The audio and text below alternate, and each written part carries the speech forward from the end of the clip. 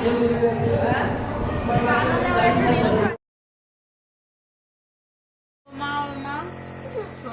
কেমন আছো তোমরা সবাই? আশা করছি ভীষণ ভালো আছো। আমরা আপাতত এই মুহূর্তে ভালো আছি বলতে পারছি। আজ 3 দিন পরে তোমাদের কাছে এই 3 দিনের মধ্যে কোনো ব্লগ যায়নি, তোমরা অবশ্যই জানো সেটা। আমি একটা কমিউনিটিতে একটা পোস্ট দিয়েছিলাম ছোট্ট করে, যে ওম সোনা খুব অসুস্থ। তো ওম সোনা কেন অসুস্থ হলো আর কি কারণে অসুস্থ হলো, ওর কী হয়েছিল, সব কিছু আজকে তোমাদের সঙ্গে ব্লগে শেয়ার করব। তো আমি যেহেতু ব্লগটা পুরোপুরি বানাতে পারছি না, তো এইভাবেই মোটামুটি এই কদিনে আমি কিছুই শ্যুট করতে পারিনি, যেহেতু ওম সোনা খুব অসুস্থ ছিল। তো কি হয়েছে, ও এখন কেমন আছে তোমরা দেখতেই পাচ্ছ, এটা এখনকার অবস্থা। আর এর আগে ওর কেমন অবস্থা ছিল সব কিছু অল্প অল্প করে শুরু করছি, আর পুরোপুরি বিস্তারিত তোমাদের সঙ্গে আলোচনা করছি। চলো শুরু করা যাক। সেদিন সকালে 12 মাসের ওম সোনার জন্য একটা ব্রেকফাস্ট তৈরি করছিলাম।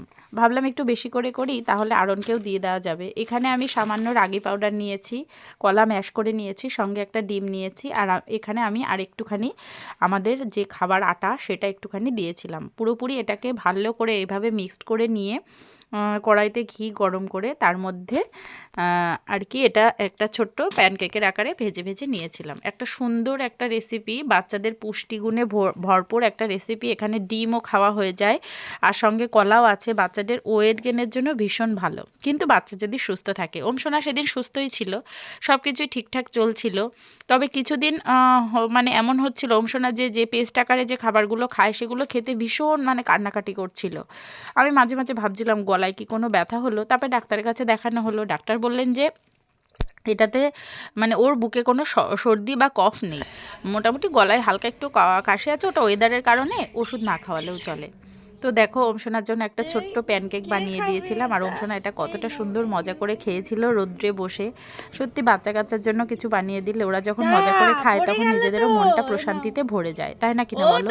কিন্তু বাচ্চা যখন অসুস্থ থাকে তো দুঃখের আর শেষ নেই।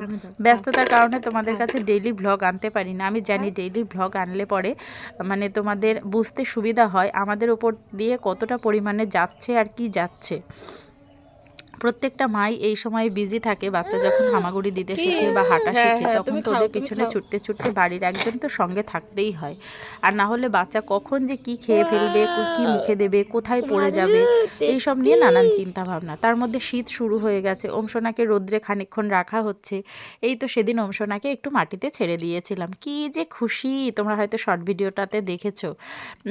এতটাই ভালো লাগছিল, কিন্তু তখনও বুঝতে পারিনি যে ওম সোনার হয়তো এই সমস্ত নানান কারণে ওম সোনা এতটা অসুস্থ হয়ে যাবে। ওম সোনার ওর ঠাম্মি কিছুদিন ধরে বলছিল যে একটুখানি খোলামেলা জায়গায় ছেড়ে দিতে হবে। এখানে রোদ ছিল প্রচণ্ড, সেই জন্য আমি একটুখানি মাটিতে ছেড়েছিলাম। আর দেখো পাটা একটু আলগা ছিল, কিন্তু পায়ে প্যান্ট ছিল, সমস্ত কিছুই ছিল, হালকা একটু খেলা করছিল, দেখেও মনটা ভালো লাগছিল।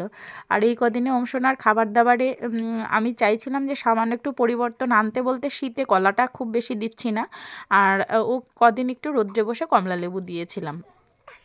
তো বিভিন্ন নানান কারণে ওম সোনার কী করে যে হঠাৎ করে একটু ঠান্ডা লেগে গেল, সেটা হচ্ছে আমাদের ভুলের কারণে। ভুলটা আমি তোমাদের সঙ্গে শেয়ার করে নিচ্ছি। রবিবার দিন ছিল হচ্ছে পূর্ণিমা।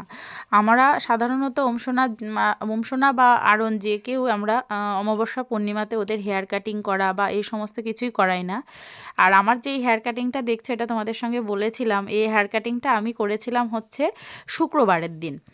শুক্রবার দিন তোমার দাদাভাইয়ের সঙ্গে একটুখানি বেরিয়েছিলাম, সেখানে গিয়ে আমি একটু হেয়ার কাটিংটা করে এসেছি।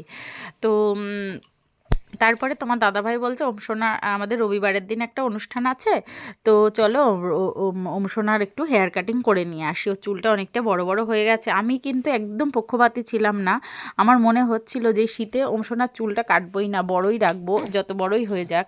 কেন যে চুলটা কাটতে গেলাম, দেখো এইরকম অবস্থায় ছিল চুলটা, কাটার কোনো প্রয়োজন ছিল না। তবুও ওম সোনা কে নিয়ে আমরা রবিবার দিন আর কি চুলটা কাটতে গেছি। আর সেই দিন যে পূর্ণিমা সেটা জানিই না, জানো তো। মানে এত বড় একটা মহা ভুল যে কী করে করলাম সেটা মানে সেটা বলারই অবকাশ রাখে না। তারপরে যখন অংশনাকে হেয়ার কাটিং করে আমরা আবার গেছি হচ্ছে সেই অনুষ্ঠান বাড়িতে। আর অংশনা না জানো তো এই দিন হেয়ার কাটিং করতে গিয়ে প্রচুর কান্নাকাটি করছিল। বাচ্চাদের হেয়ার কাটিং করার সময় এর আগে অংশনার 2বার হেয়ার কাটিং হয়েছে, এই দিয়ে 3বার হলো। এর আগে কিন্তু অংশনা কোনোদিন কান্নাকাটি তেমন করেনি, চুপচাপ বসেই থাকতো। এই দিন না জানি মানে এত কান্না করছিল, তোমরা ভিডিওতে দেখতেই পাচ্ছ। আমি একটু ক্লিপস তুলে নিয়েছিলাম, মানে শেয়ার করব বলে না। তারপরে আমরা গেলাম অনুষ্ঠান বাড়িতে। সেখানে গিয়ে কিন্তু অংশনা অনেক মজা পেয়েছে, তার চাইতে বেশি মজা পেয়েছি আমরা। তো এখানে মানে সুন্দরভাবে ভিডিও করছিলাম, দেখো কত সুন্দর লাগছে। তো অংশনাকে নিয়ে ভিডিও করেছি, ওখানে খাওয়া দাওয়া করেছি। অংশনাকে খাইয়ে নিয়ে গেছিলাম বাড়ি থেকে, তারপরে আবার এসে খাইয়েছি। মোটামুটি আমরা ওখানে 2 ঘন্টা 3 ঘন্টা মতো ছিলাম। তারপরে আমার বাবার বাড়িতে গেছি, মানে ফিরতি পথে, ওখানে পথেই পড়ে। তারপরে ওখান থেকে আমরা আবার অংশনাকে খাইয়ে দাইয়ে নিয়ে মোটামুটি সন্ধ্যার আগে আগে ওখান থেকে বেরিয়ে পড়েছি।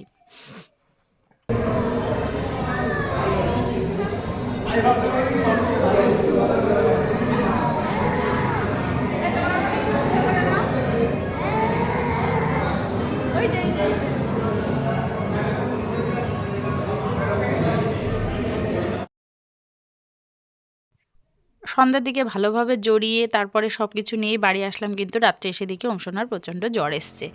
আর এতটাই পরিমাণে জ্বর এসছে, তারপরের দিন তো অংশনার অবস্থা ভীষণ খারাপ হয়ে গেছে। সোমবারে বিকালে মানে ফিট করাতে গিয়ে হঠাৎ দেখি চোখ মুখ স্থির হয়ে গেছে। আর তারপরে তো বাড়িতে প্রচুর কান্নাকাটি পড়ে গেছে, এক বিভৎস অবস্থা খারাপ। কাকুমণি তারপরে মুখের মধ্যে হাত দিয়ে মানে অনেকটা কফ টেনে বের করলো, গলায় আর কি সর্দি বসে গেছে। তখনই একটা স্থানীয় ডাক্তারকে ডাকা হলো। অংশনাকে আর কি তখনই গ্যাস দিয়ে তারপর আমরা হসপিটালে নিয়ে গেলাম। হসপিটাল থেকে ডাক্তার দেখে সমস্ত ওষুধ পাতি দিলেন। তারপরে গিয়ে অংশনার আর কি মোটামুটি একটু সুস্থ হলো, কিন্তু জ্বর অনেকটা কম, মানে জ্বর কমেনি আর কি, 3 দিন মতো জ্বর ছিল। তারপরে আমরা অংশনাকে যে ডাক্তারের কাছে যেদিন নিয়ে যাচ্ছিলাম সেদিনকার ভিডিও এটা, পরবর্তী চেক আপের দিন। তো অংশনা সেদিনও পর্যন্ত প্রচণ্ড অসুস্থ ছিল। আর যেদিন ডাক্তারের কাছে নিচ্ছি সেদিন একটু একটু সুস্থ হয়েছিল, মানে সেই মুহূর্তে জ্বরটা কমেছিল। তো ডাক্তারবাবু বললেন যে আর গ্যাস দেওয়ার দরকার নেই। আমরা 6টা গ্যাস দিয়েছিলাম আর কি ওকে। তারপরের দিন থেকে অংশনার আর কি এখন যে পরিস্থিতিটা তোমাদের সঙ্গে বলি, এখন হচ্ছে অংশনার গায়ে তারপর থেকে দেখি একটু গুড়ি গুড়ি মতো এসছে। ডাক্তারবাবু বললেন যে না এটা কোনো সমস্যা না, এটা গ্যাসের মানে জ্বরের একটা সাইড এফেক্টে হয়েছে। কিন্তু আশেপাশে সবাই দেখে বললো এটা হাম হয়েছে। তো এখন আমরা সেই পালনাগুলোই করছি। আর স্কুলেও আমি ছুটি নিয়ে নিয়েছি। তো এই তো হলো অবস্থা। অংশনা এখন মোটামুটি আজকে পর্যন্ত, আজকে হয়তো ব্লগটা তোমাদের কাছে দিতে পারবো, মানে আজকে অংশনা একটুখানি ঠিক আছে, মোটামুটি জ্বর নেই। আর হামের প্রকোপটা সামান্য একটু কমেছে। এই বাবা, উফ, এই যে কি দুষ্টুমি করে, অংশনাকে নিয়ে একটু ভয়েস ওভারও ঠিকঠাক মতো করতে পারি না, দেখো কত দুষ্টামি করছে। যাই হোক, দুষ্টামি করে এটাই ভালো।